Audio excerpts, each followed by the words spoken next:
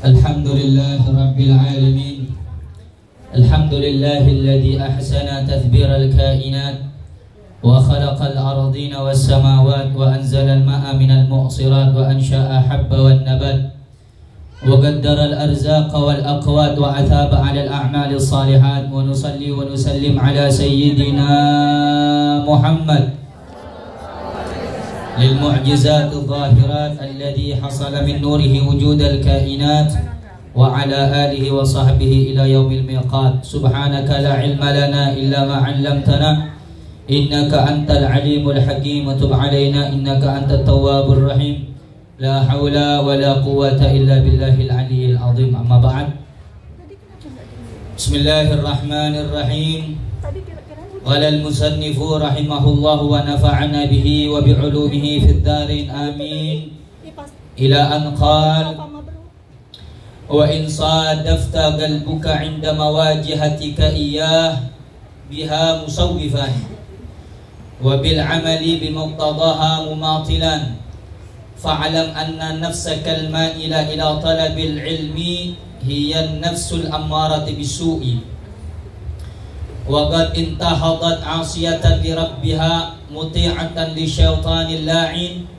ليدليك بحبل الغرور ويستدرجك بمكيدته إلى غمرة الهلاك وقصده أن يروج عليك الشر في معرض الخير حتى يلحقك بالأخسرين عمله والعياذ بالله من ذلك الذين ضل سعيهم في الحياة الدنيا وهم يحسبون أنهم يحسنون صنعا وعند ذلك يتلو عليك الشيطان فضل العلم ودرجة العلماء وما ورد فيه من الأخبار والآثار ويلهيك عن قوله صلى الله عليه وآله وصحبه وسلم من ازداد علما ولم يزدد هدى لم يزدد من الله إلا بعدا صدق الله العظيم وصدق رسوله النبي الكريم ونحن على ذلك من الشاهدين والشاكرين والحمد لله رب العالمين. Alhamdulillah, segala puja dan puji syukur kehadirat Allah Subhanahu wa taala pada sore hari yang penuh dengan keberkahan ini. Kembali di mana Allah Subhanahu wa taala mengumpulkan kita di dalam suatu acara yaitu rutinitas majelis Daruz Zahra. Semoga apa yang kita lakukan ini mendapatkan rahmat dari Allah Subhanahu wa taala serta kita semuanya dijadikan orang yang istiqamah untuk senantiasa mendapatkan taufik hidayah dari Allah Subhanahu wa taala. Hadirin hadirat, ibu-ibu sekalian jamaah Daruz Zahra yang dimuliakan oleh Allah Subhanahu wa taala. Ini sebelum saya buka kajian, saya pengen nanya, sudah lama saya. Berapa abad sudah enggak ke sini? Gimana kabarnya semua? Alhamdulillah. Jadi ibu-ibu yang waktu itu pernah saya lihat dengan ibu-ibu yang saat ini saya lihat juga tidak ada yang berubah. Semuanya tetap cantik berseri-seri. Bismillahirrahmanirrahim.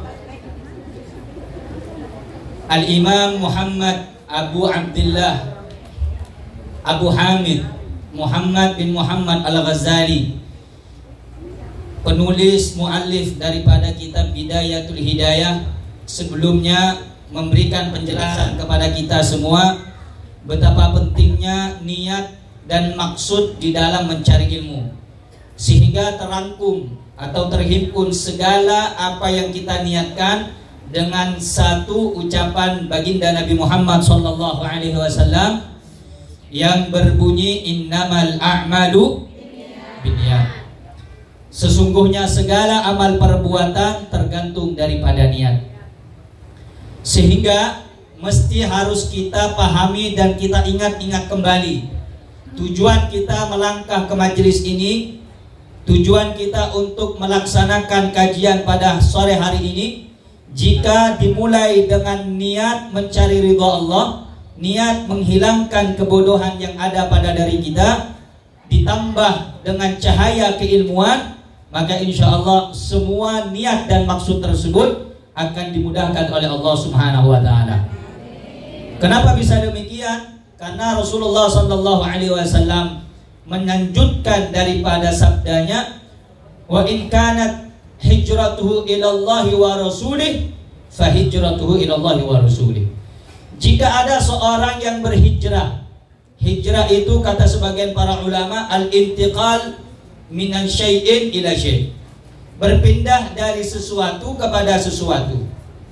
Hijrah itu dimaknai banyak sekali maknanya atau artinya.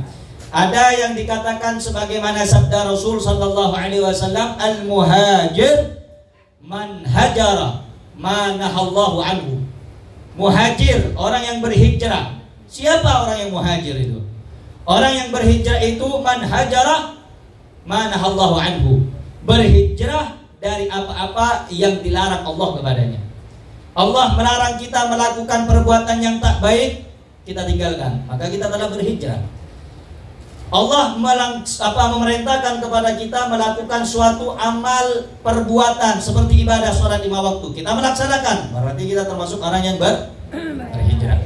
Sehingga siapa orang yang berhijrah karena Allah dan Rasulnya, fa hijratuhu ilallahi wa rasulih, maka betul-betul hijrahnya itu karena Allah dan Rasulnya.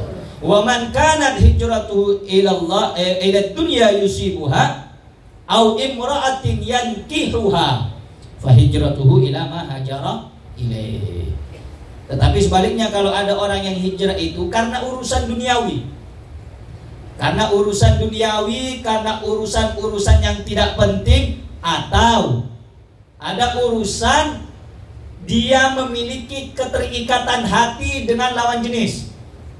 Seperti ada kisah seorang sahabat di zaman Nabi Shallallahu Alaihi Wasallam, diperintahkan oleh Nabi dia untuk hijrah ke suatu tempat, tapi hijrahnya bukan karena Allah.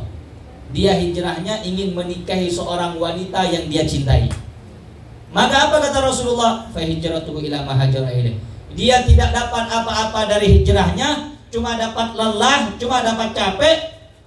Yang dia dapatkan, apa yang dia menjadikan tujuan hijrahnya? Ya dapat perempuan, dapat kekasih hatinya, tetapi bukan dapat pahala dari Allah Subhanahu.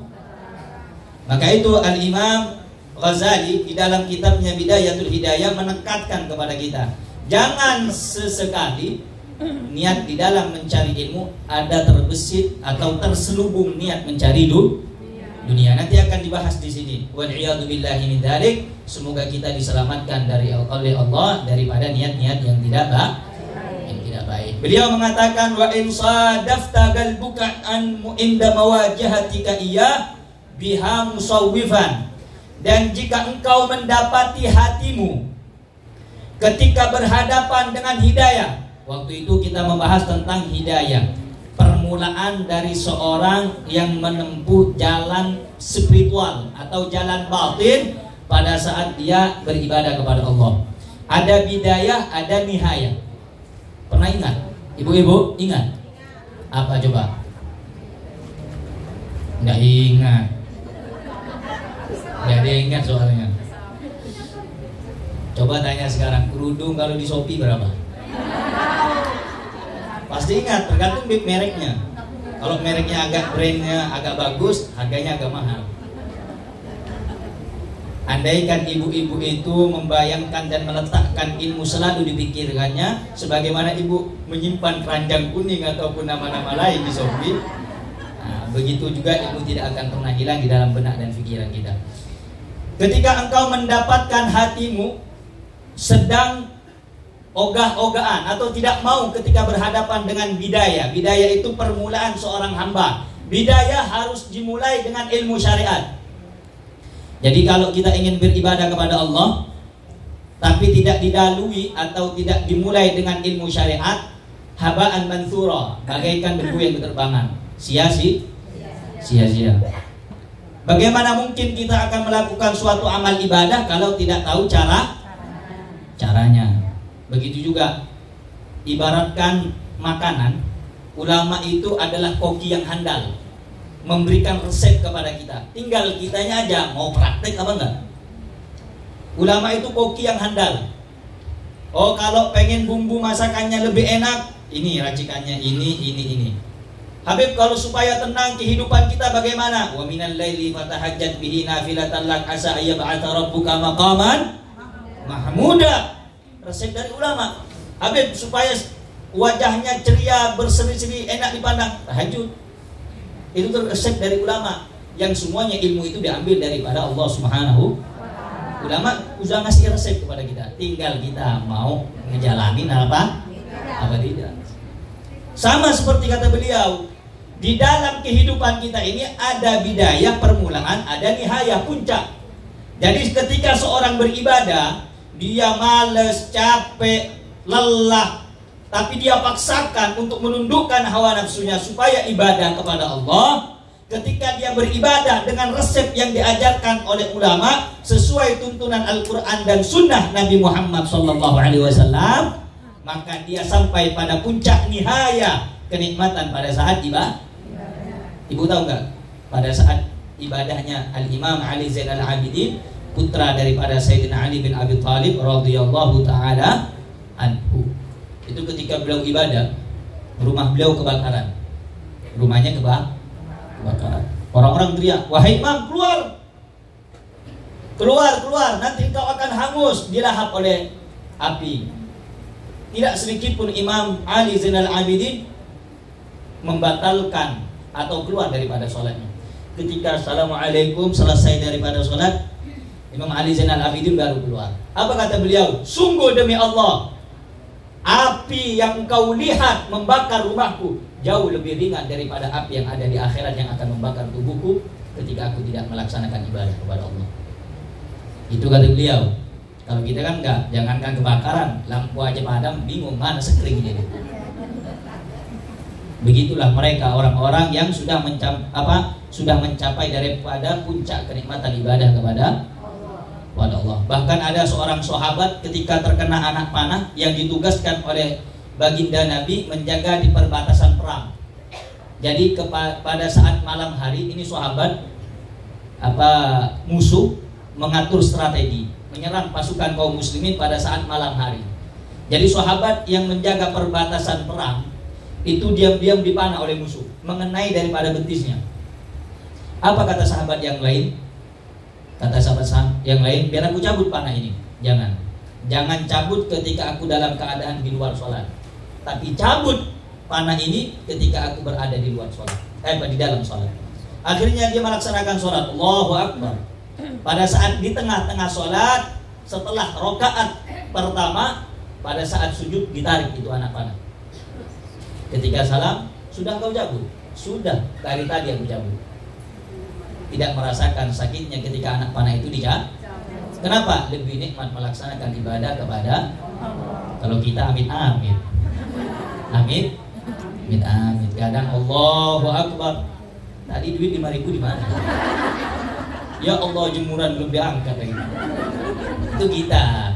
Makanya ulama memberikan resep supaya sholat kita khusyuk dan bermakna, maka kita harus paham dan harus tahu apa yang kita bahas. Inna sholati wa nusuki wa mahyaya wa mamati lillahi rabbil alamin. Artinya apa? Sesungguhnya sholatku, ibadahku, hidup dan matiku hanya untuk. Sekarang saya kasih pertanyaan. Ketika kita mengatakan itu semua kepada Allah, terus kita memikirkan yang lain, berarti omongan kita benar apa dusta? Kenapa masih dilaksanakan? Sehingga kata beliau, ketika seorang melaksanakan suatu ibadah yang dimulai dengan bidayah itu permulaan ya dalam ibadah, sehingga harus diawali dengan ilmu syariat. Ketika engkau dapati hatimu sedang tidak enak atau tidak suka, ogah-ogah enggak mau dengan bidayah itu, wabil amali bimuqtadahu mumatilan, dan engkau tidak mampu untuk mengamalkan daripada ilmu hidayah tersebut, fa'lam, maka ketahuilah, kata Imam Ghazali, anna nafsa kal ma'ilah ila talabil ilmi hiya nafsul ammaratu bisu. Ketahuilah, jika engkau dapati hatimu tidak suka dengan hidayah petunjuk dari Allah, dengan ilmu yang engkau dapat tidak mau untuk diamalkan, maka ketahuilah Sesungguhnya hatimu yang berkeinginan pengen cari ilmu itu adalah bisikan dari hawa nafsu yang mengajak kepada keburukan. Dalam diri kita itu ada nafsu, macam-macam nafsunya. Ada nafsul ammarah bisu, ada nafsul mutmainnah, ada nafsul hayawan. Tahu nafsul hayawan? Itu di dalam ilmu tasawuf. Ilmu tasawuf itu ilmu yang mengajarkan bagaimana membenarkan akhlak atau keadaan hati. Kalau dalam ilmu syariat itu mengajarkan bagaimana yang berkaitan dengan zahiriyah atau badan. Seperti contoh bagaimana ketika mensucikan najis, bagaimana berwudu dengan fardu-fardunya, bagaimana sholat yang sah secara syariat. Itu berkaitan dengan badan. Tetapi yang berkaitan dengan hati itu disebut ilmu tasawuf.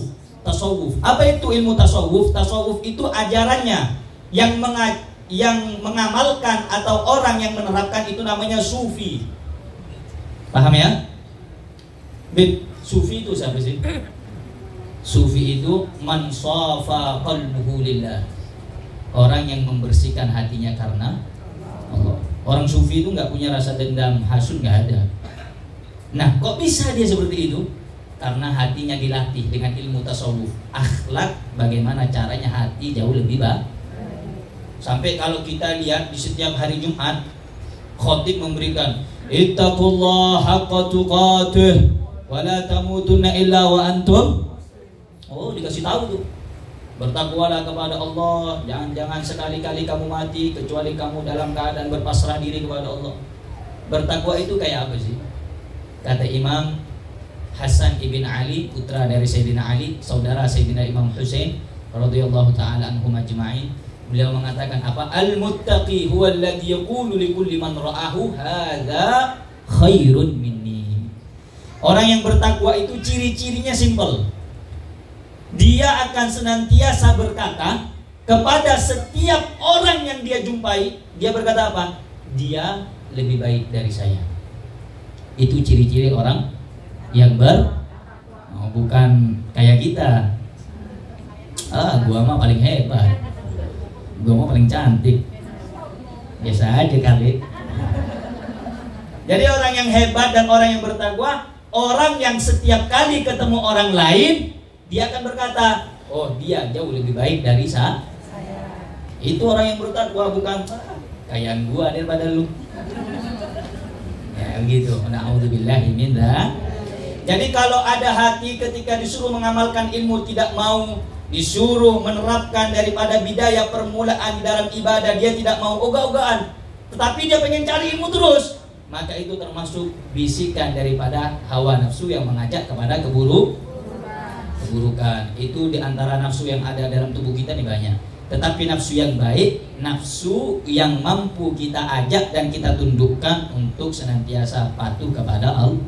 Makanya dikatakan ya ayyatuhan nafsul mutmainnah irji'i ila rabbiki radiyatan mardiyah fadkhuli insyaallah. Allahumma ja'alna minhum ya Rabb.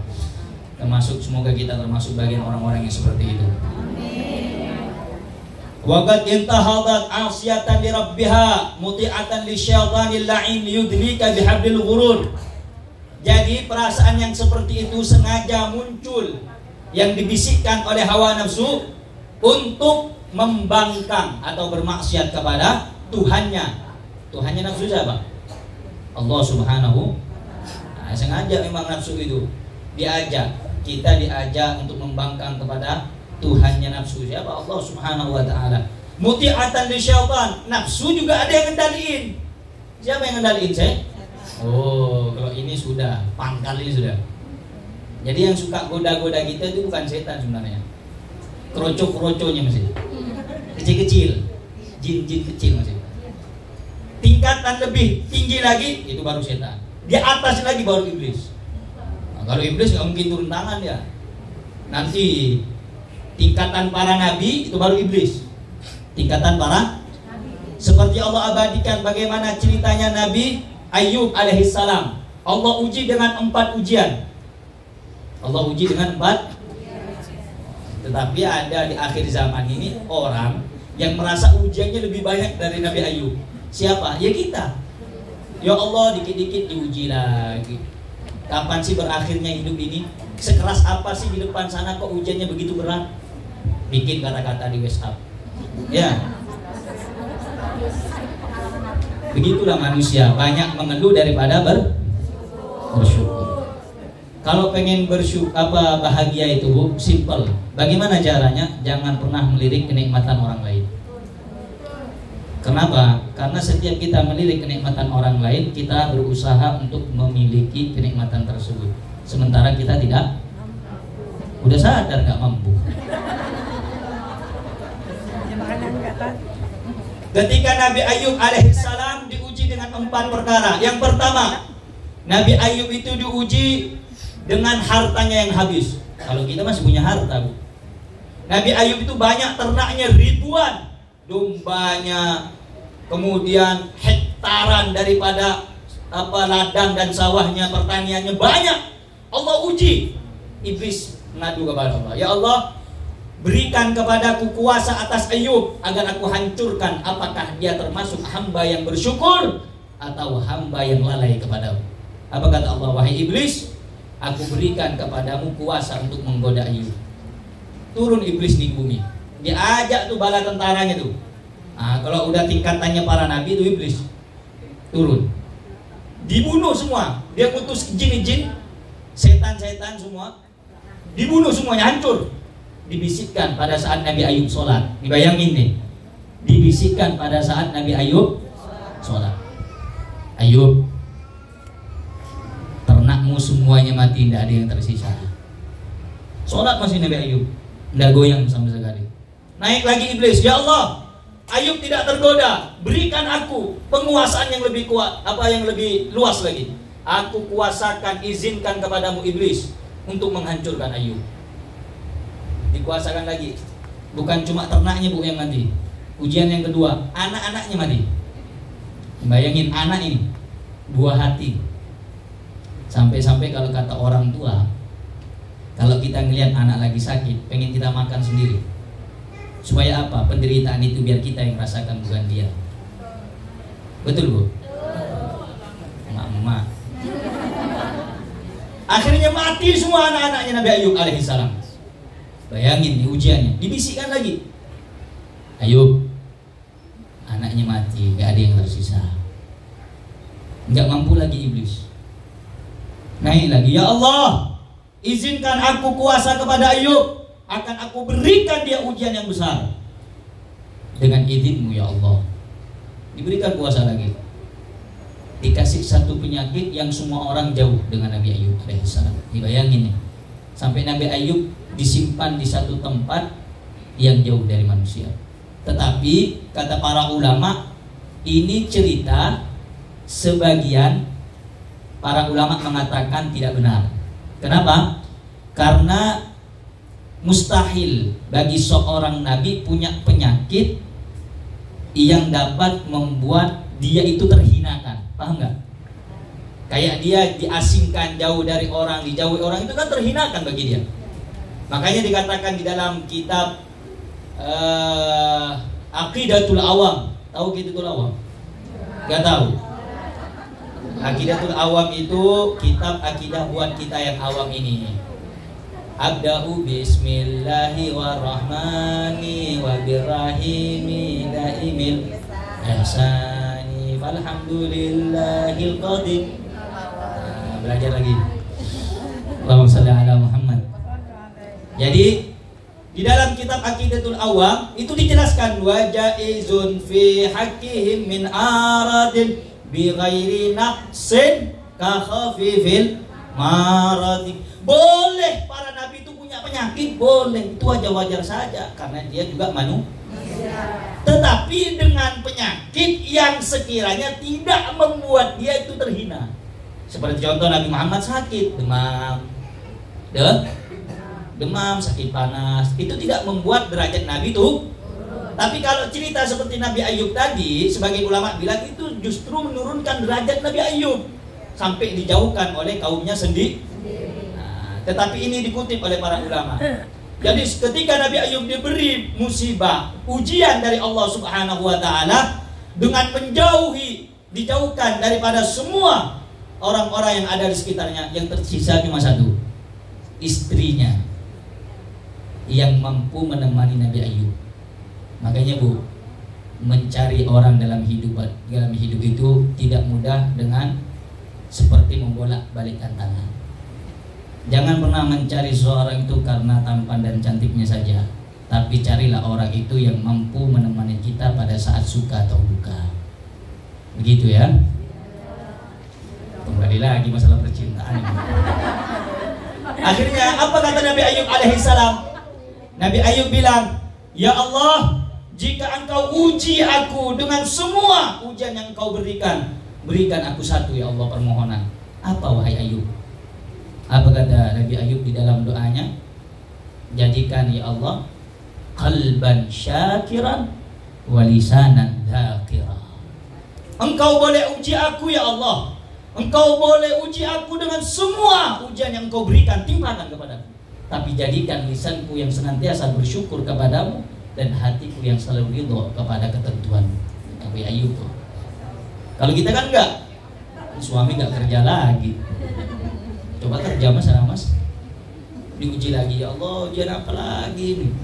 Kalau kita terlalu banyak tapi tidak dengan Nabi Ayub alaihissalam. Ya Allah, engkau boleh uji aku, tapi berikan kepadaku lisan yang senantiasa selalu bersyukur, mengingat engkau ya Allah. Hati yang selalu ridho apa? Mudah-mudahan kita termasuk orang yang seperti beliau. Nah, jadi kalau yang muji-muji beliau itu tingkatannya iblis sudah. Ada yang mengatakan iblis, setan, jin itu beda-beda. Kata orang, sebagian ulama mengatakan dia satu jenis. Ada yang mengatakan dia berbeda. Kalau iblis itu terbuat dari api. Makanya kita itu kalau merasa tidak nyaman, hawa masuk ke suatu tempat, baca fasta'id billahi minasyaitonir rajim, a'udzu billahi samiil alim minasyaitonir rajim, atau baca a'udzu bikalimatillahi tammati kulliha min syarri ma khalaq. Kita berlindung kepada Allah. Khawatir karena kanan kiri depan belakang atas bawah ada setannya. Makanya hati-hati. Setan itu ada dua, Bu. Setan ada dari golongan jin, ada golongan manusia. Enggak percaya dari golongan manusia ada? Ada yang suka ngasut, ngajak kita supaya musuh sama orang, gitu setan juga. Cuma bentuknya manusia. Coba Ibu lihat kalau udah puasa bulan Ramadan, ya makan, itu kepalanya nggak ada, kakinya doang tuh. Warung-warung kopi, tepi-tepi jalan, itu kepalanya nggak ada itu, kakinya ada. Itu setan dari golongan manusia. Padahal dia mampu puasa, tidak ada halak. Itu setan dari golongan.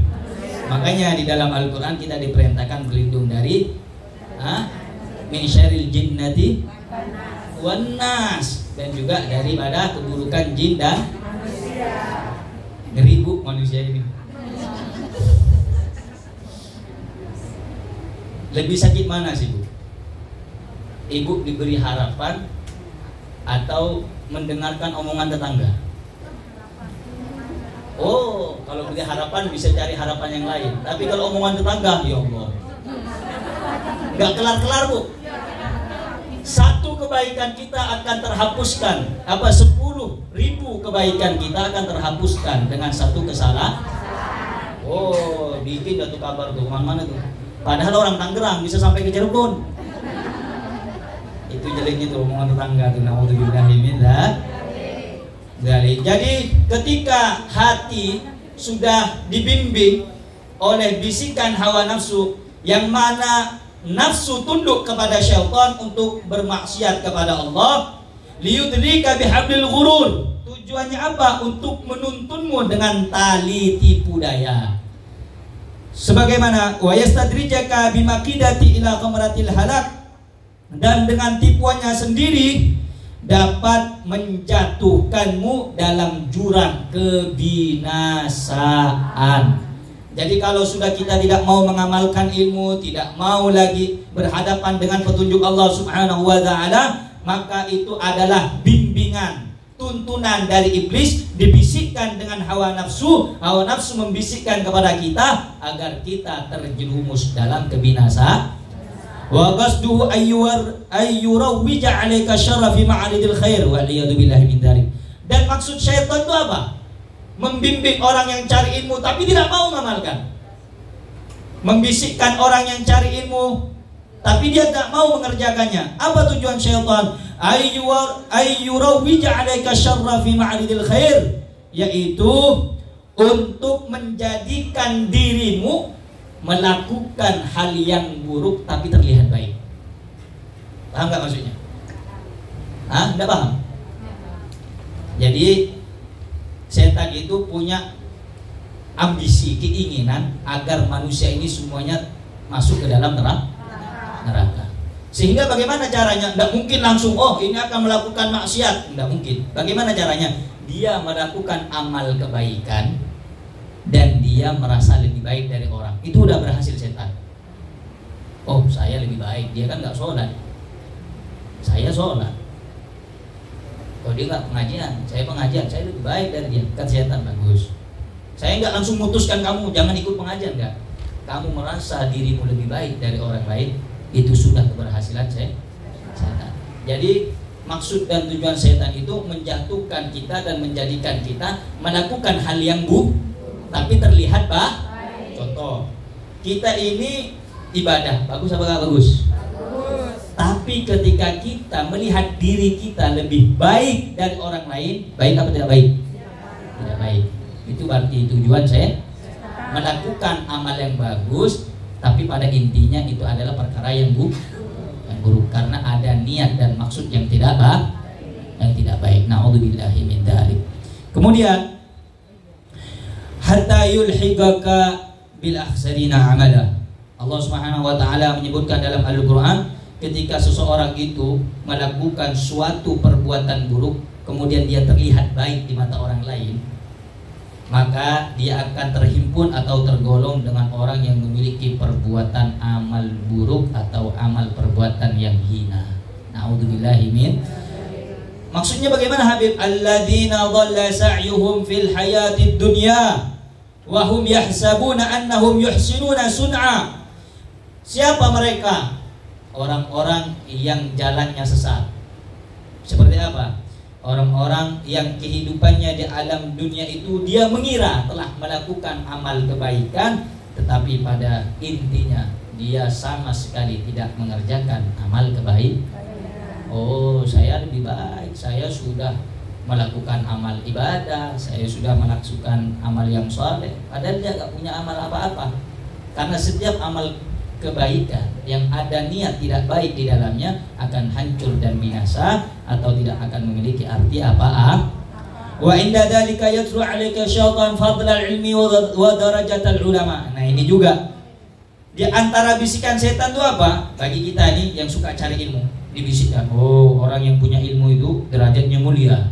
Orang yang suka duduk dengan orang alim itu orang-orang yang bagus. Itu bisikan setan. Makanya kita jangan sampai tertipu. Wa ma warada fihi minal akhbari wal athar, banyak sekali hadis, riwayat yang berkaitan tentang derajat kemuliaan orang yang cari ilmu ataupun yang duduk dengan para ulama atau bagi orang yang punya ilmu agama.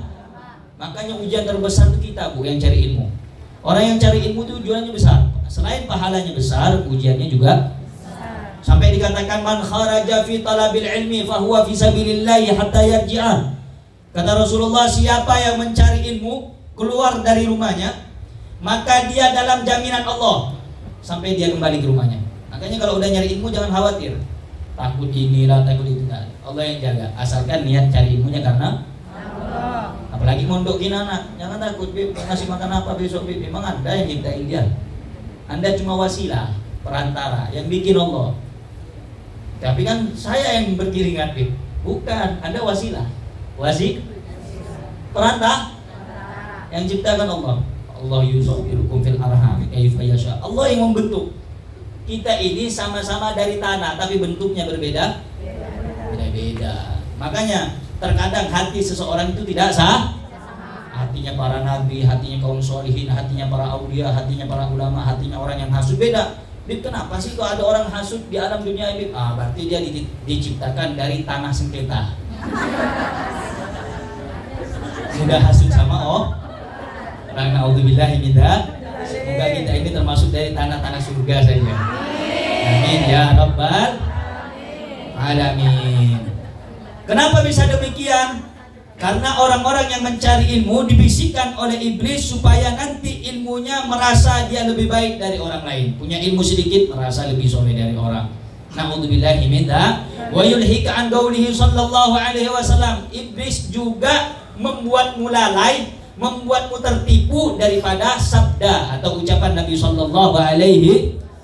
Apa bunyi hadisnya? Manis dada ilman walam yazdad huda lam yazdad minallahi illa bu'da. Naudzubillahi min dzalik. Barang siapa yang bertambah ilmu pengetahuannya tidak bertambah petunjuk, maka tidak akan bertambah kepadanya kecuali semakin jauh dari Allah. Naudzubillahi min dzalik. Naudzubillah. Makanya kita itu setiap kita dapat ilmu, kita berusaha tanamkan supaya kita bisa ngamalkan ilmu, karena dikatakan al ilmu alaika hatta ta'mal bihi fa idza amilta bihi kana ilmu lak. Ilmu itu akan menjadi hujjah bagi kita, Bu. Akan menjadi pemberat kita nanti di hadapan Allah. Sampai kapan, Bu? Sampai kita mengamalkan. Kalau sudah kita amalkan, maka ilmu itu akan milik kita. Kalau kita tidak bisa ngamal ini, banyak sekali saya dapat ilmu manfaat dari ustazah, dari ustadz, dari kiai, dari tuan guru, dari habaib. Maka minimal dalam seumur sehidup sekali kita ngamalkan. Seumur sehidup sekali amalkan tuh. Misalnya ada amalan apa, amalkan walaupun sekali dalam seumur hidup. Sama dalam mencintai itu, mencintai saja seumur hidup sekali. Jadi begitu, amalkan. Sampai kita dianjurkan membaca doa. Allahumma inni a'udzubika min ilmin la yanfa, wa qalbin la yakhsha, wa amalin la yurfa, wa du'ain la yusma' aw la yustajabu laha. Ya Allah, aku berlindung kepadamu dari ilmu yang tidak bermanfaat. Wa qalbin la yakhsha, dari hati yang tidak khusyuk. Wa amalin la yurfa, dari amal yang tidak dikabulkan, tidak dinaikkan, tidak diangkat, tidak diterima oleh Allah. Naudzubillahi min dzalik. Wa du'ain la yusma, dan dari doa yang tidak diijabah. Dianjurkan sama Nabi Muhammad sallallahu alaihi wasallam. Maka itu, Bu, sebenarnya jadi kayak mubaligh, jadi ustadzah itu enggak gampang, Bu. Tanggung jawabnya berat. Selain kita ngasih tahu orang, kita harus ngamalin. Karena kalau enggak habis remuk kita, remuk di dunia, remuk di akhirat. Naudzubillahi min dzalik. Semoga kita selamat dunia akhirat. Amin ya rabbal. Kenapa bisa demikian, Bib? Karena kita itu dinasehati melalui sabda Rasulullah sallallahu alaihi wasallam, inna asyaddan nasi 'adaban yaumal qiyamah alimun lam yanfa'hu Allahu bi'ilmih. Sesungguhnya adab manusia yang paling berat siksaannya di hari kiamat orang yang alim, yang mengetahui ilmu tetapi dia tidak mengamalkan ilmunya atau tidak bermanfaat ilmunya bagi dirinya. Naudzubillahi min dzalik. Habis remuk kita. Makanya dikatakan orang yang punya ilmu itu tidak mengamalkan ilmu, dia diadab 1000 kali lipat daripada orang yang nggak tahu sama sekali. Naudzubillahi min dzalik. Jadi nggak gampang, Bu. Makanya zaman sekarang nih aneh. Jadi ustadzah instan, udah kayak Indomie aja. Jadi ustadz instan. Cuma lihat tutorial di YouTube cara ngomong di depan publik, jadi public speaking udah berani ngomentarin ulama. Ya, jadi zaman sekarang nih aneh lah pokoknya. Orang dulu itu mau jadi ulama, makanya ulama itu beda.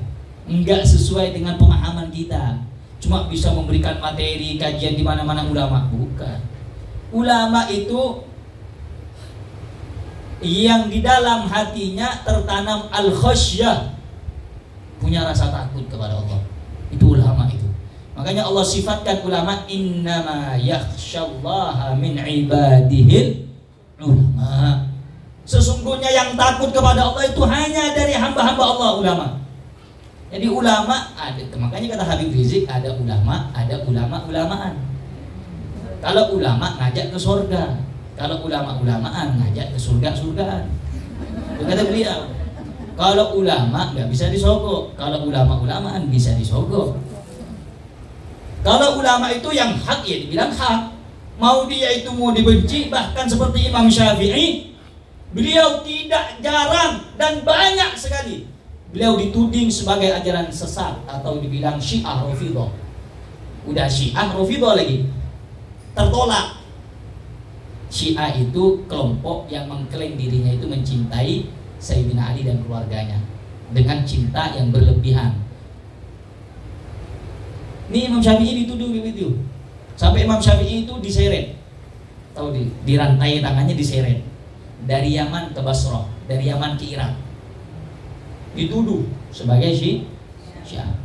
Tapi apakah Imam Syafi'i berhenti? Tidak. Begitu beliau. Banyak ulama-ulama zaman dahulu. Imam Abu Hanifah sampai terbunuh dan mati di dalam penjara. Imam Abu Hanifah. Imam Malik, gurunya Imam Syafi'i, gara-gara berbeda pendapat dengan hakim seorang raja tentang masalah bab tolak, perceraian, dihukum. Al-Imam Syafi'i masuk penjara. Al-Imam Ahmad ibn Hanbal masuk dalam penjara selama beberapa bulan. Setiap pagi digantung, dicambuk sampai hancur punggungnya Imam Ahmad ibn Hanbal karena tidak setuju dengan orang yang mengatakan bahwa Al-Quran itu adalah makhluk. Imam Ahmad ibn Hanbal. Jadi ulama yang lurus itu akan menahan atau akan mempertanggungjawabkan semua apa yang dia ketahui dan tidak bisa diganggu-gugat dengan apapun. Mau disogok, mau disempalin uang, mau digoda dengan apa enggak. Qulil haq walau kana murra. Katakan yang benar walaupun baik. Nah, cuma zaman sekarang ini banyak orang yang rela menyembunyikan kebenaran demi melindungi dirinya sendiri. Makanya kata Syekh Mutawalli Asy'arawi, ulama mufti agung Mesir, beliau mengatakan apa? Illam tastati' qaulal haq fala tusaffiq lil batil. Kalau engkau tidak bisa menyampaikan yang benar, setidaknya jangan bertepuk tangan melihat kemungkaran. Ya kalau kita melihat suatu kebatilan kemungkaran, ya minimal jangan dukung. Kita menolak dalam hati kita. Kita mau nentang, gak punya kuasa. Kita mau ngelarang, kita siapa? Ya minimal hati kita yang menolak. Ini ada orang, oh saya setuju kalau dibuat ini, saya setuju kalau ada kebijakan ini. Na'udzubillahi min dzalik. Makanya ulama itu gak mudah, Bu. Predikat ataupun titel ulama itu gak mudah. Bahkan Imam Syafi'i menghabiskan waktunya bertahun-tahun, hartanya habis demi untuk mencari ilmu agama. Ini zaman sekarang orang cari ilmu setahun 2 tahun pengen jadi abuya. Mana ada abuya? Buaya yang ada. Kalau pengen jadi abuya itu orang harus, makanya kata di dalam kitab Ta'limul Muta'allim dijelaskan. Ta'limul Asy-Syaikh Az-Zarnuji. Di situ dijelaskan. Kata Imam Syafi'i, "Akhi lan tanalul ilma illa bi sittatin." Ilmu itu enggak dapat, enggak mungkin engkau raih kecuali dengan 6 syarat. Zaka'in wa hirsin wastibarin wa bulghatin wa irsyadi ustadin wa tuli zamanin. Apa saja syaratnya? Yang pertama, zaka, harus cerdas. Mau jadi tokoh masa bodoh? Iya kan? Mau jadi public speaking nggak bisa bicara, gimana caranya? Harus zakain, harus cerdas. Imam Syafi'i itu saking cerdasnya, itu kalau ngafal, ini kayak kitab ini, nih, beliau tutup sebelahnya ini, beliau ngafal yang sebelahnya. Ditanya sama orang, kenapa harus ditutup satu di antara keduanya? Kalau dibuka dua-duanya, khawatir aku lebih hafal yang sebelahnya daripada yang aku hafalkan yang lainnya. Misalnya contoh, ini yang ini mau dihafal, yang ini tutup. Kalau ini nggak ditutup, khawatir beliau hafal ini duluan daripada yang ini. Imam Syafi'i itu. Kalau kita pertemuan minggu kemarin aja lupa. Benar apa benar? Ngaku aja. Bahkan Imam Syafi'i itu, Bu, saking cerdasnya Imam Syafi'i, saking kuatnya daya tangkap hafal Imam Syafi'i, beliau itu menghafal Al-Quran wa huwa ibnu sab'i sinin, umur 7 tahun hafal Quran. Kalau kita kan enggak, umur 7 tahun ngapain? Main pasir, ya, main balon kayak perempuan, main getah, lompat tali getah itu tahu? Iya. No debat itu. Anak-anak yang lahiran tahun 80 90 pasti tahu ngalamin kayak gitu. Main kejar-kejaran ya. Laki-laki main kelereng, main kelayangan. Umur 7. Itu Imam Syafi'i umur 7 tahun sudah hafal. Bayangin tuh kecerdasan kayak apa itu. Dan beliau punya guru namanya Imam Malik, punya kitab Muwatta. Ini lebih tebal dari ini. Kitab beliau Muwatta. Di Imam Malik, beliau hafal kitab Muwatta. Wa huwa ibnu asyari sinin, 10 tahun hafal Muwatta. Bayangin, kayak Al-Quran tuh, lebih tebal sedikit. Itu Muwatta hafal Imam Syafi'i. Bayangkan, umur 10 tahun. Dan beliau punya guru namanya Syekh Muslim bin Muhammad, kalau tidak salah. Beliau itu mengizinkan kepada Imam Syafi'i untuk memberikan fatwa hukum pada usia beliau 15 tahun. Anak 15 tahun udah jadi tokoh rujukan. Dibayangin, zaman sekarang umur 15 tahun main gadget. Ya, sholat mama aja udah sholat duluan. Alhamdulillah minta. Bahkan Imam Syafi'i itu, Bu, saya cerita sedikit. Imam Syafi'i itu, beliau itu makamnya di Mesir. Beliau itu Imam Syafi'i itu kalau sudah apa bahasanya lagi ngaji kepada Imam Malik, Imam Syafi'i itu duduk paling belakang. Imam Malik itu menjelaskan 12 permasalahan dalam bidang hadis. Semua muridnya diam menjelaskan. Semua muridnya catat.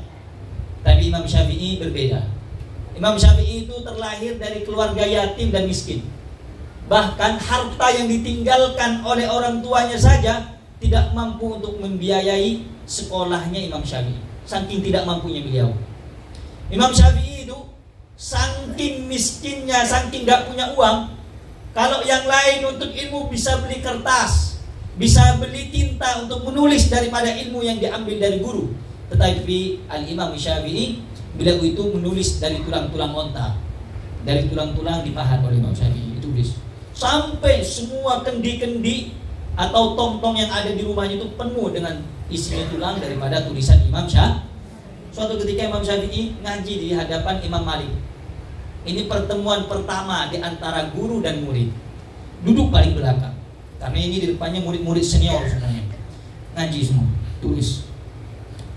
Imam Malik melihat sekilas Imam Syafi'i, berdecak kagum. Ini aneh anak ini.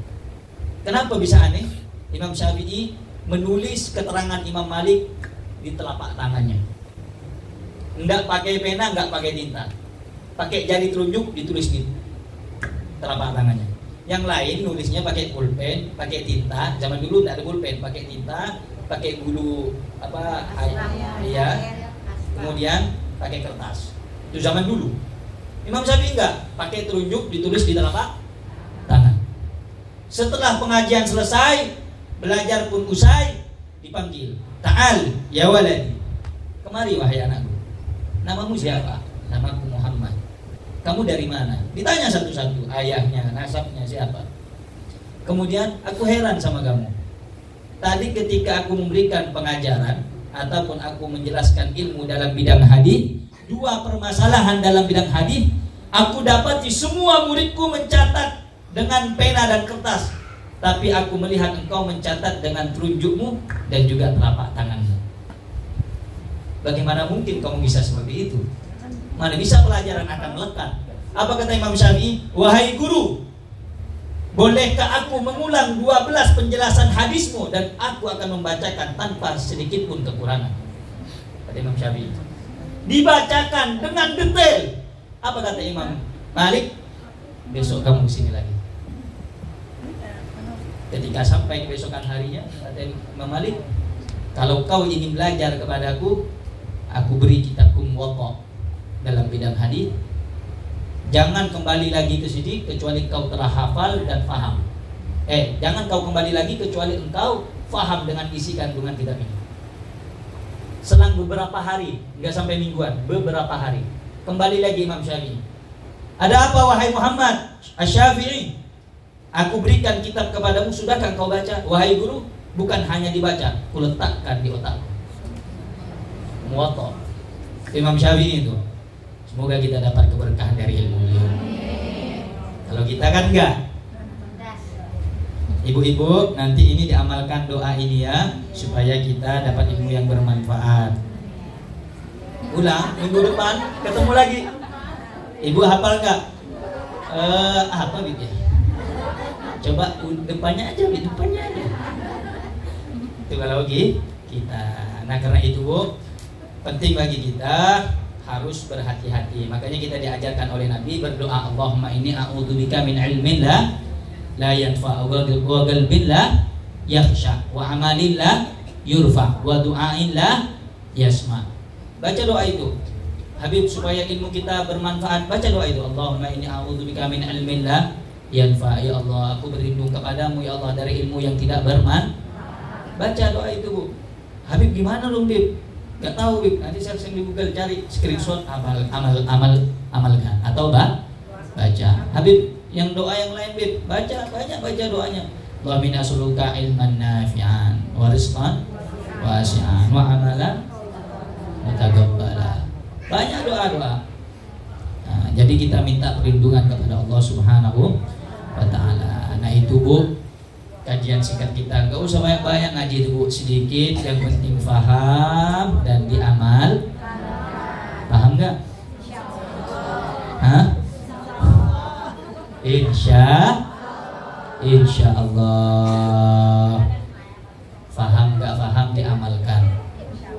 Faham nggak faham yang penting ngaji. Insya Allah kalau kita rajin ngaji sambil minta kepada Allah, Allah akan berikan kita pemahaman. Man yuridillahu bihi khairan yufaqihu fiddin. Siapa yang Allah kehendaki dia menjadi orang yang baik, Allah akan jadikan dia orang yang paham terhadap agama. Kita sudah bisa duduk di majelis ini atau di majelis manapun, berarti Allah punya rencana agar kita menjadi muslimah yang baik.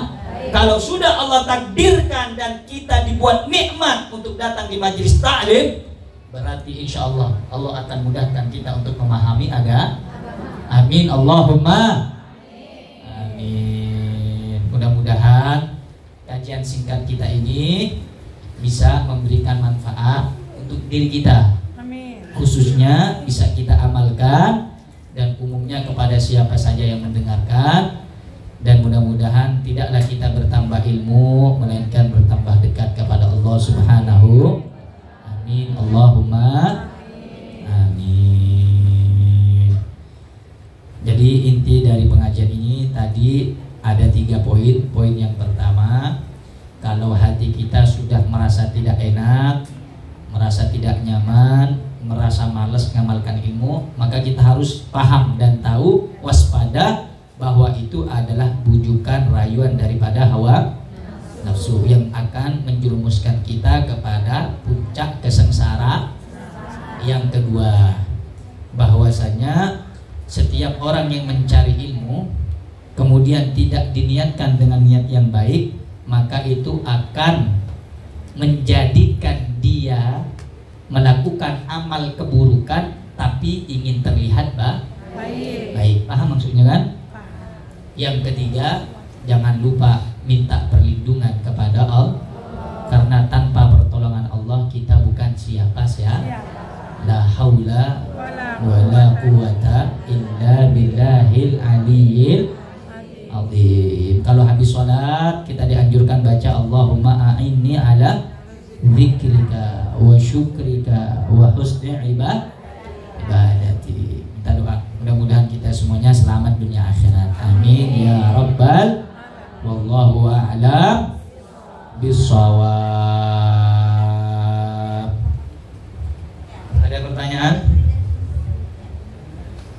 Silakan ibu yang pengen bertanya. Seputar pengajian, jangan nanya macam-macam.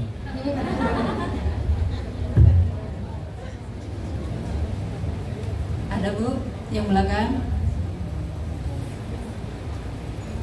Udah jelas semuanya Bu katanya. Oh, Masya Allah. Jadi kalau memang sudah jelas semua, sebelum kita tutup nanti dengan pembacaan qasidah, nanti saya baca qasidah, insya Allah. Jadi ada sedikit pemberitahuan. Insya Allah dari Majlis Daruz Zahra Al-Faqir selaku khadimul majlis. Saya ini cuma khadim, Bu, pelayannya ibu-ibu aja. Khadimul majlis, khadimnya umat Nabi, khadimnya semuanya. Jadi saya selaku khadimul majlis, insya Allah jika tidak ada halangan dan diberikan kesehatan bisalama wal afiyah, pada bulan Desember insya Allah, pertengahan Desember sampai awal Januari, kalau tidak ada perubahan, insya Allah dari kami dan juga Majelis Daruz Zahra akan melaksanakan suatu ibadah yang insya Allah ibadah ini memberikan kenikmatan dan pelajaran yang sangat berharga dalam kehidupan saya pribadi dan umumnya kepada ibu-ibu semuanya, yaitu melaksanakan ibadah umrah, yang dimana pada saat ibadah umrah itu selain kita mendekatkan diri kepada Allah Subhanahu wa Ta'ala, di ibadah umrah itu kita diajak supaya kita mengamalkan dan membuktikan cinta kita yang selama ini mungkin kita pendam kepada Allah dan Rasulnya. Melalui apa? Melalui perjalanan kita, ikhtiar kita, usaha kita untuk sampai ke tanah suci. Itu pahalanya luar biasa. Selain pahala, kenikmatan yang akan kita rasakan itu memang benar-benar terasa. Apalagi kalau bagi ibu-ibu,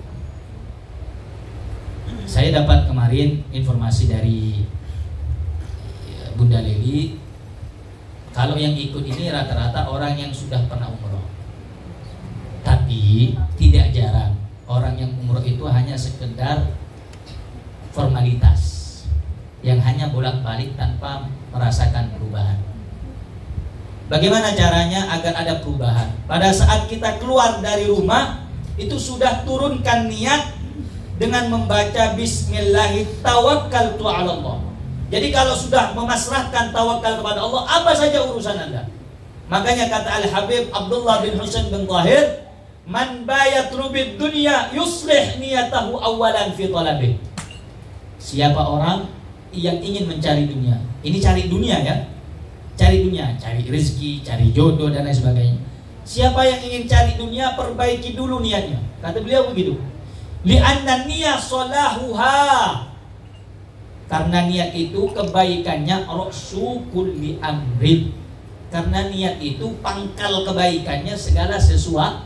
Itu dalam mencari dunia saja kita ditata bagaimana niat yang baik, apalagi dalam pada saat ibadah.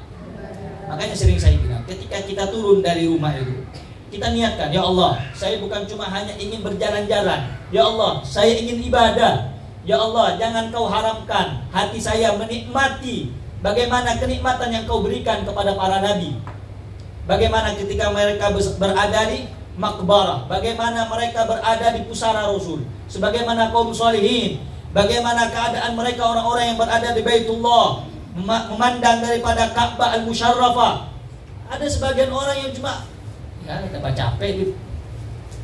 Itu hanya orang-orang naudzubillah min dzalik, takut yang diharamkan mendapatkan kenikmatan dari Allah Subhanahu. Banyak kisah-kisah orang yang ketika ibadah haji, ibadah umroh ke sana enggak ngeliat Ka'bah, naudzubillah min dzalik. Jadi perjalanan kita ini bukan hanya perjalanan jasmani, tapi di situ ada perjalanan ruhani. Bagaimana kita membuktikan cintanya kita kepada baginda Nabi sallallahu alaihi wasallam. Tahukah Ibu salah satu cerita? Dulu ada seorang anak yang saking cintanya kepada Rasul sallallahu alaihi wasallam, setiap malamnya tidak lupa membaca sholawat, ribuan sholawat. Dia basahi bibirnya dengan sholawat kepada Nabi. Hingga suatu ketika dia mendengar ada dari kampungnya kafilah yang akan berangkat daripada ke Madinah untuk melaksanakan ibadah umroh atau haji pada saat itu. Akhirnya ini anak maksa untuk ikut karena dia masih di bawah usia, khawatir terjadi apa-apa di tengah perjalanan, maka dia tidak diizinkan. Tetapi ini anak saking cintanya kepada Nabi Muhammad sallallahu alaihi wasallam, ini anak sembunyi di bawah kereta. Jadi kereta pakai unta dulu, ini anak sembunyi di bawahnya. Nggak makan berhari-hari, bayangin. Karena kalau ketahuan bisa suruh pulang ini anak. Nggak makan, nggak tidur. Kalau tidur jatuh. Dia tahan tidak makan, dia tahan tidak tidur. Demi apa? Demi terjawabnya cinta dia kepada Nabi Muhammad SAW.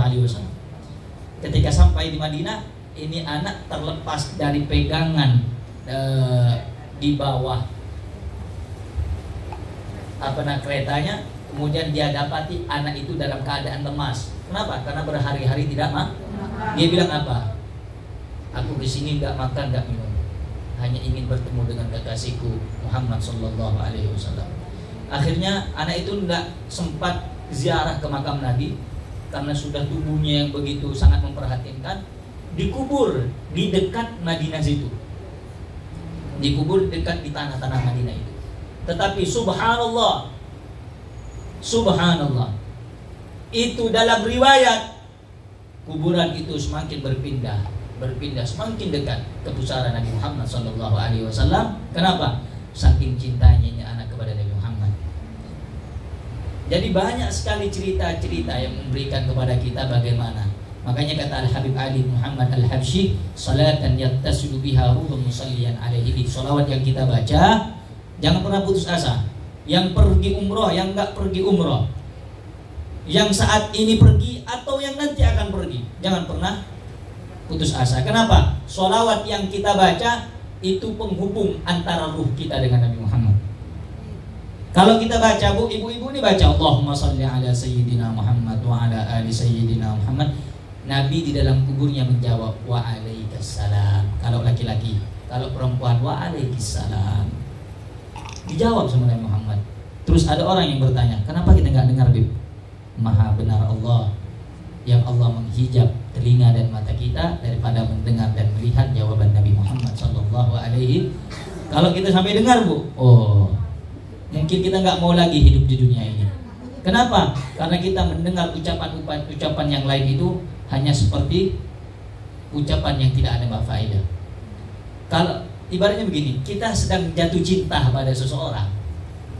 Ketika kita terjawabkan cintanya oleh seseorang, ini manusia biasa yang kita cintai, kita akan merenung dan berpikir, bu, tidur nggak enak, ya, terbayang-bayang sini, makan nggak nyaman. Apalagi ini Nabi Muhammad SAW yang jawab. Makanya kata sebagian para ulama, Al-Habib Ali bin Ahmad bin Hasan Al-Attas, beliau mengatakan, apa kata beliau?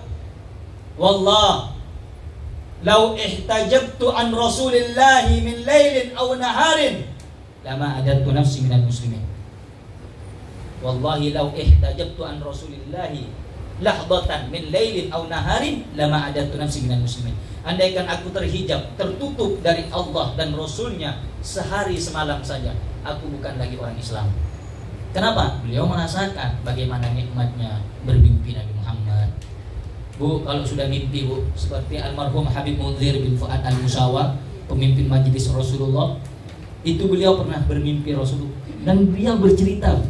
Apa kata beliau? Ya Rasul, saya pengen bertemu engkau, wahai Rasul, dan saya bahkan rela kalau andaikan nyawa saya dicabut asalkan ketemu dengan engkau ya Rasulullah, saya siap kapanpun. Apa kata Nabi Muhammad dalam mimpinya? Beliau bilang apa kepada wahai Munzir, sebelum umurmu 40 engkau akan bersama temannya. Sebelum umur 40 beliau umurnya meninggal dunia. Habib Munzir bin Fuad Musawa. Sebelum tidur sholawatnya 10.000. Wajar kalau mimpi, wajar kalau kita aja sholawatnya 10 kali pengen mimpi, boro-boro mimpi. Nah karena itu kenapa, bu, ikatan hati itu akan mempengaruhi. Semakin kita melamunkan Nabi, semakin kita memikirkan Nabi, maka tidak mustahil mimpi itu akan menjadi nyata. Nabi akan datang menghampiri kita. Makanya bagaimana Bib cara ngelamunin Nabi, membayangkan Nabi? Baca sejarahnya Nabi. Nabi itu seperti apa? Perawakannya, fisiknya bagaimana? Nabi itu seperti apa? Akhlaknya, makannya. Ibarat gini Bu, contoh sederhana. Sekarang sudah jam setengah. Contoh sederhana, singkat saja. Jadi kalau kita dimakan, nggak minum-minum, makan terus nggak minum-minum, nggak minum. Coba ibu bayangkan, dari pagi makan sampai sore makan, besok pagi lagi makan, nggak minum-minum tuh 2 hari. Ibu mimpi nanti tidur seakan-akan hujan badai. Kenapa? Berkaitan tentang air haus. Betul. Begitu juga. Kalau kita setiap hari hanya memikirkan Nabi, lama-lama pikiran itu akan terjawab. Nabi yang akan datang ke mimpi kita. Mudah-mudahan kita semua kasih anugerah mimpi Nabi Muhammad. Nah itu Bu, sebelum kita nanti untuk beribadah, memfokuskan kepada ibadah umrah di Madinah dan di Mekkah Musyarrafah, di Madinatul Munawwarah, nanti kita akan ada menjelajahi tempat-tempat yang bersejarah. Di mana? Di Mesir. Di Mesir itu banyak. Mesir itu adalah peradaban kuno dan Mesir termasuk sejarah tertua di antara salah satu di belahan dunia. Nah, kita lihat di Mesir itu dulu bagaimana kisahnya Fir'aun. Banyak, sampai sekarang muminya masih ada. Cuma kalau saya suruh ke sana nggak mau saya. Ngapain? Ketemu Fir'aun, mending ketemu sama ulama-ulama yang akan kita ziarahi. Cuma kenapa itu Fir'aun sampai sekarang tidak dibinasakan, tidak dihancurkan, sampai ada muminya? Kenapa? Karena Allah Subhanahu wa taala mengatakan di dalam Al-Qur'an, "Fal yauma nunajjika bi badanika litakuna liman khalfaka ayah wa inna katsiran minan nasi an ayatina laghafilun." Pada hari ini kata Allah Subhanahu wa taala, kami selamatkan jasadmu, kami utuhkan kata Allah Subhanahu wa taala agar engkau dapat menjadi pelajaran bagi orang-orang yang datang setelah kamu nanti. Jadi kita kan datang setelah masa kita ada setelah masanya tetapi kebanyakan manusia tidak mengindahkan daripada tanda-tanda kekuasaan Allah Subhanahu. Banyak orang bilang, itu cerita dulu. Ingat, semua harta benda, kekayaan, kekuasaan, bila itu berkaitan dengan hukum Allah, menentang daripada kekuasaan Allah, hancur dan akan luluh dan lantak. Seperti Fir'aun. Fir'aun ini kurang hebat apa Bu? Sampai Fir'aun ini mengklaim dirinya sebagai Tuhan. Makanya dulu sebelum datangnya ajaran Nabi Musa, ajaran Islam, ajaran daripada Allah Subhanahu wa taala, orang-orang Mesir itu punya dewa-dewa. Dewa? Mereka itu nyembah ratusan dewa. Di antaranya ada dewa dewa apa namanya? Anubis. Anubis itu dewa kematian. Dewa sama dewa-dewa ini cabut sama Allah. Ada lagi Osiris. Osiris itu diyakini sebagai dewa pertanian dan juga dewa kehidupan. Nah, kalau dalam ajaran Islam sama dewa-dewanya dimatikan. Tidak ada. Yang cuma kekal abadi Allah Subhanahu wa ta'ala. Dan lebih kejamnya lagi, kalau nanti kita itu ke Mesir, itu di museum Fir'aun itu memang diabadikan agar kita mengambil pelajaran bahwa Fir'aun itu manusia yang paling kejam dan keji. Cuma zaman sekarang ada yang lebih kejam dari Fir'aun. Bukan membunuh anak-anak laki-laki, perempuan pun dibunuh zaman sekarang ini. Yang tidak sesuai apa yang diinginkannya, habis.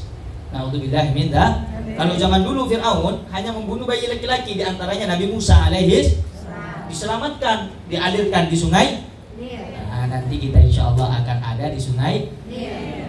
Mesir itu tidak ada apa-apanya Bu, kalau tidak Allah anugerahkan dengan sungai Nil. Disitulah sumber daya kehidupan manusia. Sungai Nil itulah dihanyutkannya Nabi Musa alaihissalam.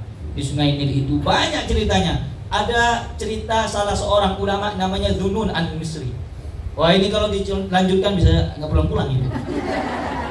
Dzunun al-Misri. Ini ceritanya menarik sebenarnya. Ceritanya dengan seekor burung dan ceritanya dengan buaya.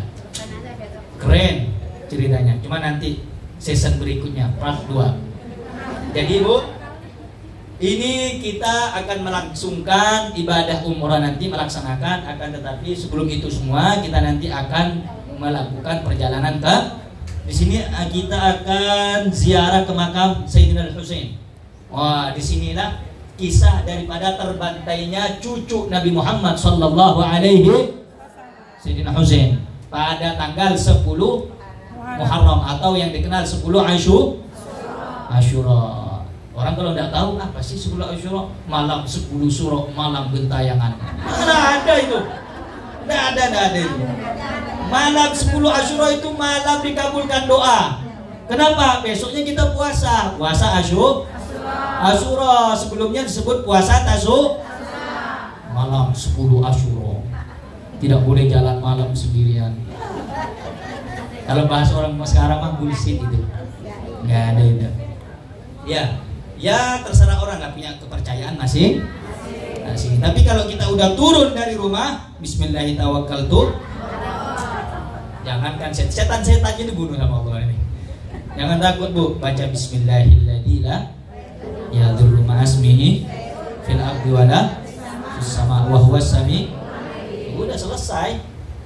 Jangan takut. Jadi ziarah ke makam Sayyidina Husain. Wah, cerita beliau juga panjang. Ini kalau sampai dilanjutkan bisa sampai subuh nanti. Kemudian ziarah ke makam Imam Syafi'i. Tadi sedikit banyak kita ceritakan. Itu masa daripada menuntut ilmunya Imam Syafi'i. Kemudian ziarah ke makam Ibnu Athaillah As-Sekandari.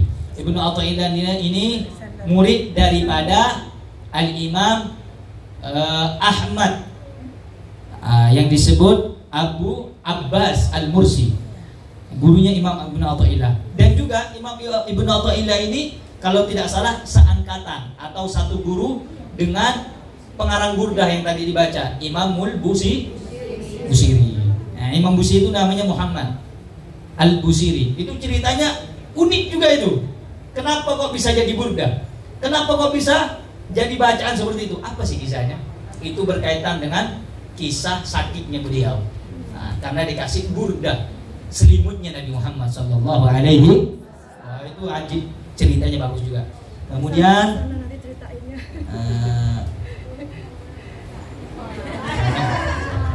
pasar, saya nggak tahu di pasar Khan Khalilin nggak tahu. Kemudian makan malam di atas Nil. Oh ya, Sungai Nil tadi. Nah, nanti kita insya Allah akan cerita bagaimana Nil, sungai terpanjang. Wah, banyak. Kalau sungai-sungai di sini ada juga sungai terpanjang. Kalau di Kalimantan, Sungai Kapuas. Banyak juga. Ya, nggak kalah bagus lah. Kemudian apa sih ini nih? Ke Alexandria, ziarah ke Imam Busiri nih. Imam Busiri. Apa sih hasilnya baca burdah? Nanti kita kasih tahu di season berikut. Jangan lupa di-follow, share, like. Kemudian ziarah ke makam Abul Abbas. Nah, ini guru beliau. Jadi Imam Busiri dan Imam Ibnu Atha itu muridnya daripada Imam Abul Abbas, namanya Ahmad Al-Mursi. Ini luar biasa bu ceritanya. Nanti kita akan ceritakan. Kemudian ziarah ke makam Imam Luqman Hakim. Ittafaqul ulama ala annahu ghairu nabi. Sepakat para ulama, kata Imam Ibn Katsir, beliau bukan nabi. Walaupun sebagian yang lain seperti Asy-Syu'abi dan juga Ikrimah mengatakan annahu nabi. Beliau ini nabi. Ada yang mengatakan beliau ini adalah keponakan daripada Nabi ya Allah Daud atau apa, wallahu a'lam. Pokoknya ini termasuk orang yang Allah berikan hikmah kepada beliau. Abdan syakiran, hamba yang banyak bersyukur kepada Allah hingga Allah meluapkan di dalam dirinya keluar setiap ucapannya kata-kata yang penuh hikmah. Benteng apa tuh?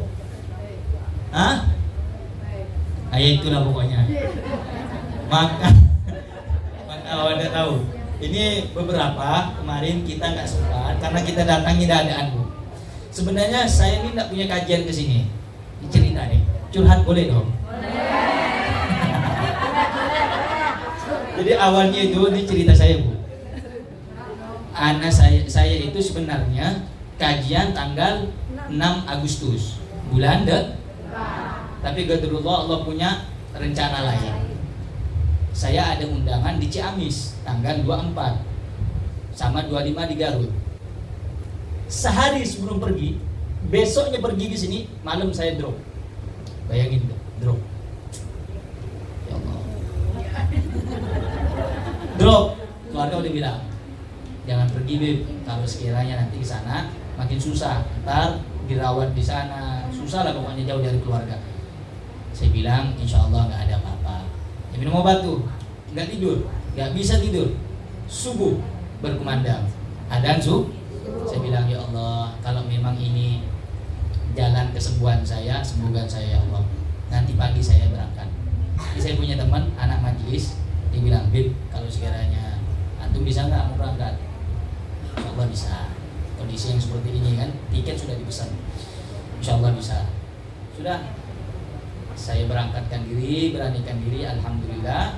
Sampai di majelis Darus Sahara, mungkin atas doa semua orang-orang yang mendoakan saya, yang mendoakan saja. Akhirnya tadinya saya mau bilang ke Bunda Leli, Bunda, saya minta obat ini itu enggak, cuma saya minta ada segar aja. Karena pikiran saya, oh ini tidak bisa ngisi majelis.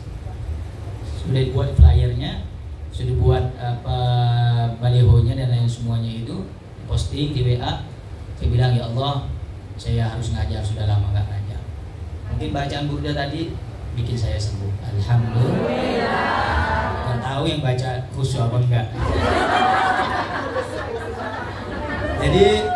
Jadi saya nggak sempat. Bunda nanti kirim ya, kita mau kemana ini? Maksudnya nanti ke Mesir, kemana-kemana aja. Jadi biar saya bisa bahas sedikit. Jadi karena bundanya baru ngirim, ya saya ceritakan yang sedikit-sedikit aja. Yang penting nah, itu tadi tuh ziarah makam Sayyidina Husain. Ini soalnya bukan saya nggak mau jelasin. Kalau sampai saya jelasin bisa sampai jam 8. Karena nanti habis maghrib, insya Allah saya langsung mau terbang. Terbang kemana? Terbang ke Bogor. Naik kereta cepat. Enggak, naik bus kayaknya. Kalau enggak pakai mobil panitia dari Ciamis. Mau ke miladnya Al-Habib Bahar bin Ali bin Sumit. Mudah-mudahan beliau dikaruniakan oleh Allah kesehatan, dianugerahkan kepada beliau kemenangan dalam setiap perjuangannya. Amin ya rabbal alamin. Sudah Bu, ada yang bertanyakan lagi seputar ini? Enggak ada. Ibu mah pikirannya cepat dong pikir.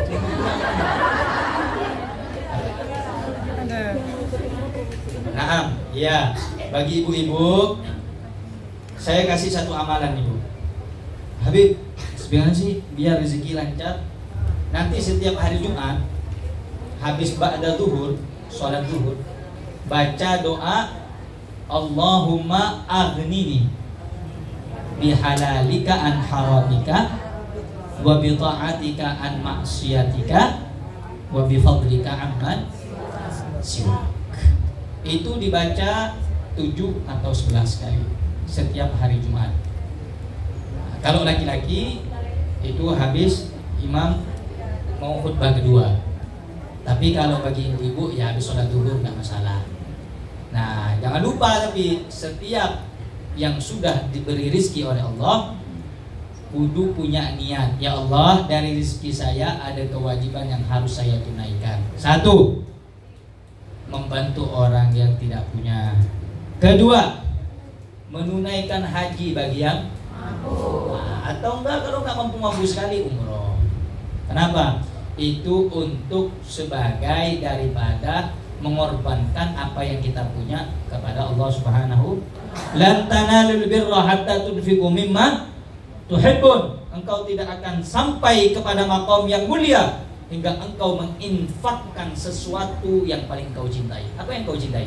Hartamu, usiamu, waktumu, tenagamu. Berikan kepada Allah. Berikan kepada Allah. Gak mahal-mahal kok bagi yang punya. Cuma 33 juta. Bisa langsung ke Mesir. Sudah 37, 40 juta. Iya, maksudnya sampai titik bengi lah. Iya kan? 37 juta. Bu, saya doakan semuanya kaya. Kaya zahir, kaya batin. Kaya harta, kaya hati. Ayo yang mau umroh, daftarkan diri Anda mulai saat ini. Persiapkan. Beb, saya nih gak punya harta Beb. Niat dulu daftarkan. Nanti aja ya. Ada nanti ngumpul insya. Yes, tapi sambil kerja. Kalau cuma merenung aja di atas kasur, ya dapat juga. Nanti di mana sih tempat manasik sini mah? Tempat manasik di mana sih? Nanti manasik pertama di sini. Enggak, di biasa orang ngajar manasik di mana? Tiga Raksa. Tiga Raksa. Nanti kalau ibu, Bib ini terlalu mahal 30 juta, saya kasih 200.000 ke Tiga Raksa sama-sama kita. Tetap di sana aja. 200.000.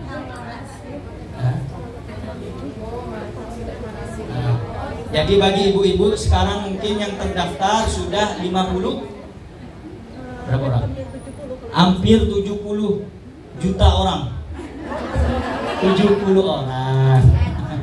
70. Alhamdulillah. Jadi kalau bagi ibu-ibu yang mau ikut daftar di tahun ini masih belum bisa, insya Allah kami juga mengadakan agenda atau program berangkat di tahun berikutnya insya Allah. Dan insya Allah Bu, ada cashback menarik. Keren nggak tuh? Apa itu? Selain nanti kalau yang tahun ini berangkat ke Mesir, insya Allah dengan Qadrullah kita punya rencana sama-sama. Apa itu? Nanti kita akan pergi ke Yaman tadi insya Allah. Kalau sudah ke Tarindu, kalau di Mesir kita akan dimanjakan dengan pemandangan yang indah, piramida-piramida yang bagus. Tapi kalau di Yaman, ibu akan dipertemukan dengan wanita-wanita yang sebenarnya. Benar Bu. Kalau di sini wanita-wanitanya masya Allah, masya Allah. Cuman masih bercampur macam-macam. Tapi kalau di sana ibu akan melihat bagaimana yang diupamakan seperti burung gagak hitam. Dari ujung paruh sampai ujung kaki hitam semuanya. Tidak terlihat kecuali mereka wanita yang sama wanitanya. Bahkan di pasar-pasar tidak ada wanita di sana. Hanya ada beberapa. Semuanya laki-laki. Saking menjaganya daripada kehormatan wanita. Itulah Tarim Al-Ghanna, kota yang dikatakan 1000 wali. Disitulah semua kita nanti beribadah insya Allah. Kalau Allah izin. Makanya dari saat ini isi daftar Anda umroh sama kami bersama Majelis Darus Zahra dan juga Asfatur. Insya Allah semuanya Bu, saya doakan semuanya nih. Yang belum umroh semoga bisa umroh. Yang bisa umroh semoga bisa haji. Amin Allahumma amin. Mungkin ada yang dipertanyakan lagi? Apa lagi? Tidak ada. Habib tolong diturunin gitu ya biayanya 200.000 ke Tiga Raksa kita. Iya takutnya kan nggak mau yang mahal-mahal. Jadi Bu, kalau untuk ibadah jangan malu dan jangan takut atau sungkan mengeluarkan harta. Jadi bagaimana kita akan mendapatkan yang istimewa kalau tidak mau mengorbankan jiwa dan raga? Korbankan. Bagaimana dulu Siti Sarah? Kita lagi nih. Udah deh, cukup. Wallahu a'lam. Salatullah, salamullah. Semuanya. Rasulillah, salatullah, salamullah. Yasin Habibillah. Katakan tawassalna bismillah wa bil hadi lillah Allah Allah tawassalna bismillah rasulillah wa kulli mujahidin lillah bi ahlil badri ya Allah. Salatullah salam ala taha rasulillah salamullah ala yasin billah ilahi sal ummah min al-afati wa nigmah ilahi sal ummah min al-afati wa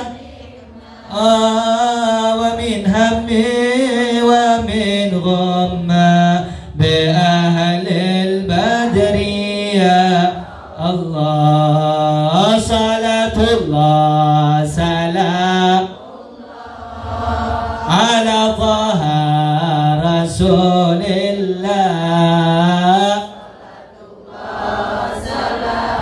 mullah ala yasin billah, ala yasin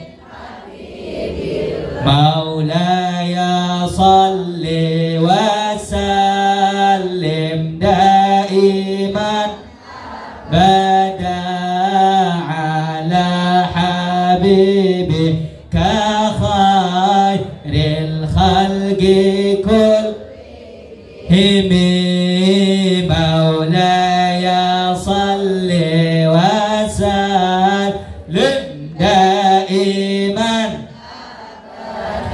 ala habibika khairil kullihim wa kaifa tad'u ila dunya daruratu man laulahu lam tukhrajid dunya minal adami maulaya liwasallim daim dan ala habib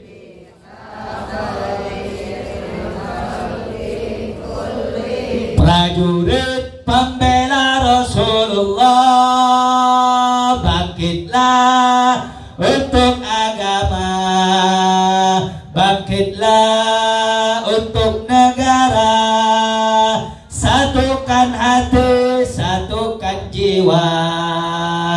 Musuh di depan mata, lawan dia sampai berdarah, berdarah demi agama dan negara. Tercipta kematian murah harganya.